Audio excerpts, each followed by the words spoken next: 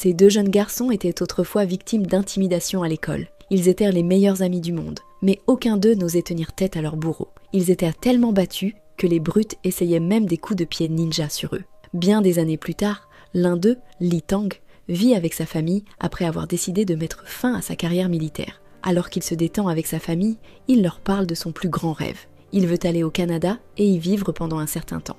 Il trouvera également un emploi afin de pouvoir payer ses dépenses. Dans tous les cas, ils sont tous occupés par leurs propres activités et accordent peu d'attention au projet de Lee Tang. Il a également rejoint l'université, espérant obtenir son diplôme. Il discute de ses projets pour le Canada avec son meilleur ami d'enfance, Guang Wang, mais son ami semble être d'accord avec les parents de Lee Tang. Lee Tang est obsédé par l'idée d'aller au Canada et regarde quelques vidéos d'un influenceur qui présente plusieurs paysages de ce pays. Le jeune homme crée une affiche et essaie de l'accrocher au mur, mais il n'a pas les bons outils pour enfoncer le clou et le pousser dans le mur. Plus tard, Lee Tang entre dans une supérette pour commencer son quart de travail. La nuit commence un peu bizarrement pour lui, lorsque deux ouvriers du bâtiment ivres viennent prendre un dernier verre. L'un d'eux entre dans le magasin pour prendre un paquet de cigarettes et ordonne ensuite à Lee Tang de leur apporter une bouteille de vin à l'extérieur. Lee Tang sort pour informer les hommes qu'ils doivent d'abord payer les produits qu'ils achètent à l'intérieur du magasin, puis les emporter où ils veulent. L'autre ouvrier semble être plus poli et entre dans le magasin avec Lee Tang. Il achète des produits, les paie et sort ensuite. Plus tard dans la nuit, le patron arrive pour commencer son quart de travail et remplacer Lee Tang, afin que le jeune homme soit libre de partir. Avant de partir, Lee Tang attrape un marteau et essaie de demander à son patron s'il peut l'emprunter pour une journée. Son patron est occupé avec son téléphone et ne s'en soucie pas vraiment. Alors Lee Tang met le marteau dans son sac. En partant pour la nuit, il voit l'un des ouvriers du bâtiment endormi sur le béton. Quelques instants plus tard, il voit également l'autre ouvrier et lui dit que son ami dort par terre. L'ouvrier n'est pas inquiet et conseille à Lee Tang d'oublier ça. Lee Tang ne comprend pas pourquoi cet homme ne se soucie pas de la santé de son compagnon, alors il lui fait un doigt d'honneur. Cependant, l'ouvrier le voit dans un reflet et attaque Lee Tang. Alors que l'ouvrier le gifle au visage, la mémoire de Lee Tang lui revient au jour où il était utilisé comme un sac de boxe par ses bourreaux. Il sait qu'il n'a jamais osé réagir à quoi que ce soit dans sa vie et cela le met vraiment en colère. À ce moment-là, le jeune homme attrape le marteau dans son sac et frappe l'ouvrier. Le sang de l'ouvrier le peint alors qu'il commence à pleuvoir, et que l'eau lave le sang sur lui. L'ouvrier est sous le choc du coup et se lève momentanément. Cependant, il trébuche rapidement sur le mur et tombe raide mort sur le sol. À ce moment-là, Lee Tang croit qu'il vient d'être pris en train de tuer quelqu'un alors qu'une femme passe avec son chien.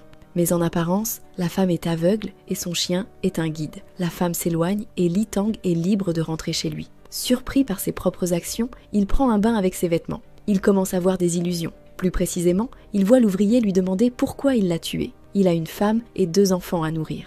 Lee Tang imagine dans son esprit ce qui pourrait arriver ensuite, voyant une scène de lui-même arrêté et sa mère s'évanouir quand elle voit son garçon menotté. Wang rend visite à son ami cette nuit-là, mais cela ne fait que compliquer les choses dans l'esprit de Lee Tang. Il commence à se rappeler des moments où il pense qu'il a eu tort dans sa vie. L'un de ces moments est lorsqu'il a trompé sa petite amie et a pensé avoir perdu la bague qu'il lui avait achetée. Un autre de ces moments était à l'école, quand Wang pensait avoir perdu sa tablette.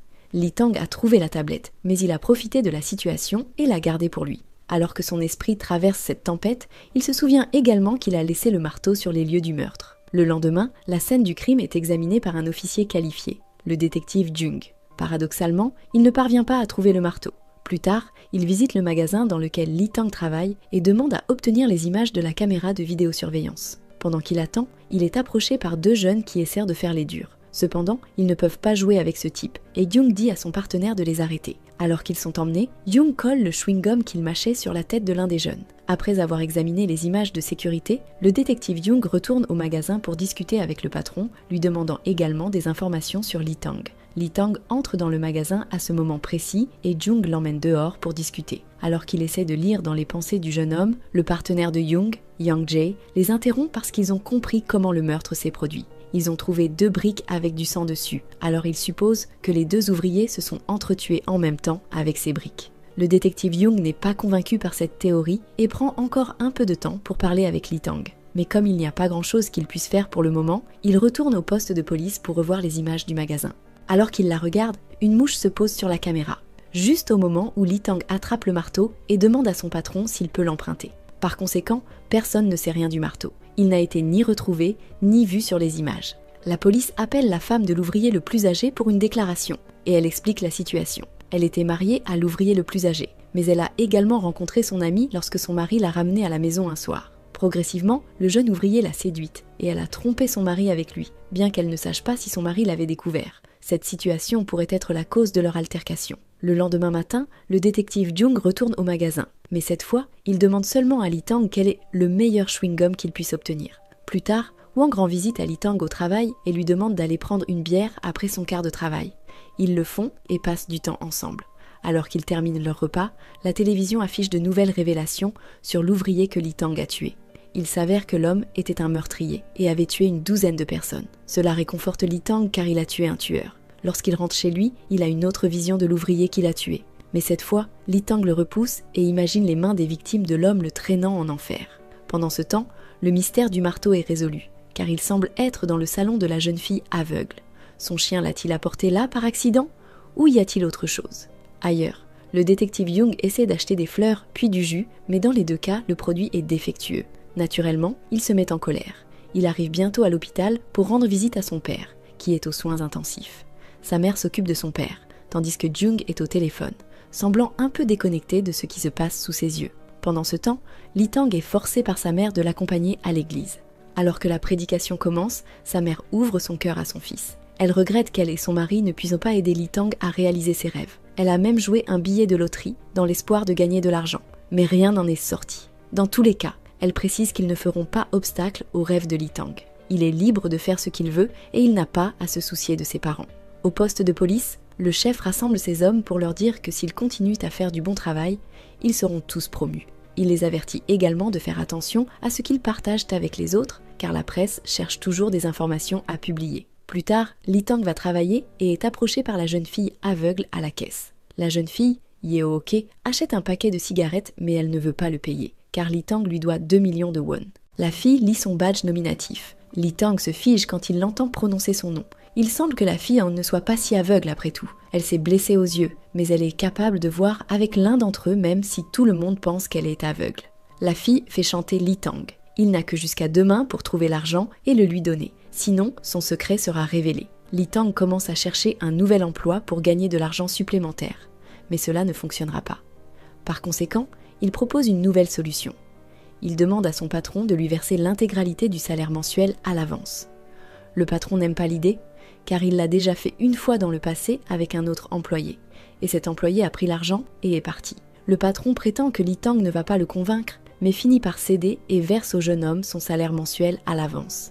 Lee Tang se précipite à la banque pour obtenir son argent en espèces. Il est extrêmement anxieux quant à la façon dont cette situation va se dérouler. Pendant ce temps, ses amis s'inquiètent pour lui, mais Lee Tang n'a pas le temps de leur parler pour le moment. Alors que son quart de travail est sur le point de se terminer un jour plus tard, son patron entre dans le magasin en disant qu'une fille se tient immobile dans la rue avec son chien.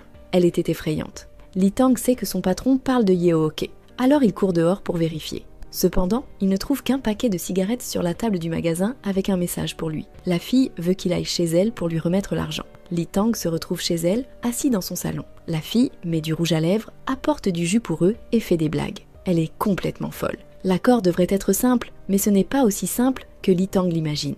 Après avoir compté l'argent, Yeo-ok lui dit de le ranger pour elle. Elle attrape le marteau et le montre à Lee Tang, l'informant qu'il va lui payer 2 millions de won chaque mois, s'il ne veut pas que le marteau finisse chez la police. Lee Tang est en colère et lui arrache le marteau des mains, disant qu'il lui appartient. Il a déjà fait ce que Yeo-ok lui a demandé. Cependant, Yeo-ok en sait plus sur Lee Tang. Il semble qu'elle l'ait surveillé, lui et sa famille, et qu'elle sache tous deux. Elle a toujours un moyen de faire du mal à Lee Tang, alors elle insiste pour obtenir son argent chaque mois. Lee Tang croit d'abord qu'il n'a pas le choix, mais il commence ensuite à imaginer à quoi ressemblera son avenir. Ce sera comme s'il était le chiot de cette fille et qu'elle le tenait en laisse. Elle lui dira de sauter et il devra lui demander jusqu'où. Cependant, il n'aime pas ça et décide d'agir. Lee Tang la frappe avec le marteau et la tue. En partant, il est prouvé qu'il est inexpérimenté. Il a laissé l'endroit dans un désordre total et ses empreintes digitales sont partout, y compris sur la porte de la maison. 3 jours plus tard, le laitier se rend compte que Yeo-ok est morte et appelle la police. Le détective Jung fouille la maison, mais ils doivent tout emporter au laboratoire pour savoir s'il y a des empreintes digitales autres que celles de Yeo-ok. Étonnamment, le chien a creusé un trou et il trouve également 2 squelettes. Au poste de police, l'équipe se réunit pour un briefing et ils sont informés que les squelettes appartiennent aux propres parents de Yeo-ok, qui ont disparu il y a quelques années. Plus tard, un policier s'entretient avec un spécialiste médico-légal qui l'informe qu'ils ont trouvé la salive du chien partout. Le chien a tout léché et il n'a pu trouver aucune empreinte digitale. Il semble presque qu'il y ait une puissance divine qui protège Lee Tang. Une puissance qui veut qu'il continue à faire ce qu'il fait. D'un autre côté, Lee Tang est confus et pense à en finir avec lui-même. Son meilleur ami lui rend visite à ce moment-là et le frappe pour le ramener à la raison. Lee Tang décide de parler de leur passé en disant qu'il lui a volé sa tablette. Wang le savait déjà, mais il a décidé de ne jamais en parler car ils avaient beaucoup de problèmes à l'époque. Il n'avait pas besoin d'un problème supplémentaire ajouté à l'équation. Pendant ce temps, les policiers essaient de savoir si ces meurtres sont liés d'une manière ou d'une autre, car ils se sont tous produits dans le même quartier. Comme ils sont également coincés avec le chien de Yeo-ok, l'un des officiers nommé Chun-jin décide de promener le chien. Ce faisant, les deux jeunes d'avant le voient et reconnaissent son visage du poste de police. Comme ils n'aiment pas les policiers, ils décident de l'attaquer. L'un d'eux casse une bouteille et l'utilise pour l'empaler. Au même moment, Lee Tang marche dans les rues. Il rattrape les nouvelles sur son téléphone, où il lit que Yeo-ok est la principale suspecte des meurtres de ses propres parents. Bientôt, il est confronté aux deux jeunes qui veulent le voler. Lee Tang remarque du sang sur la chemise de l'un d'eux. Pour la première fois de sa vie, il ressent un picotement sur le côté de son cou, indiquant que ces garçons ont fait du mal à quelqu'un et qu'ils doivent mourir. Les garçons l'attaquent, mais le lendemain, ils sont retrouvés morts par la police. Quant à Lee Tang, il se réveille très étourdi et trouve une note qui l'invite à contacter un